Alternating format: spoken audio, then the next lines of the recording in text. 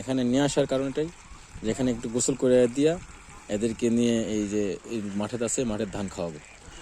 আর আমাদের দিকে ফুল ধানের সিজন আপনার ধান কাটা, ধানের মৌসুম চলতেছে, এরপরে আলু লাগানো শুরু হয়ে যাবে। আমরা অলরেডি জমিতে হাঁসকে ছেড়ে দিয়েছি, হাঁসরা একটু একটু করে ধান খাচ্ছে, কিন্তু বেশি দৌড়ে বেড়াতেছে, এটাই হলো সমস্যা। তো যাই হোক, যেগুলো মরা শামুক টাকা রয়েছে সেগুলো না খাচ্ছে, তো ইনশাল্লাহ সেগুলো খালে সমস্যা হয়নি, কারণ গত বছরও সমস্যা হয়নি, এই জন্য এই বছরও খালে কোনো সমস্যা হবে না, এটা আমি আশা করি। তো এই হলো অবস্থা। আর এই হলো ফুল মাঠ, পুরোটা মাঠ ফাঁকা রয়েছে, খুব সুন্দর লাগতেছে আমার হাঁস। তো আসলে ভালোবাসাটা শুনুন অন্যরকম ভাই। আলহামদুলিল্লাহ। তো যাই হোক, মাশাল্লাহ, এই এই সময় গত বছর 100 ছিল, আর এই সময় গত বছর তো এই বছর এই সময় 450 হয়েছে।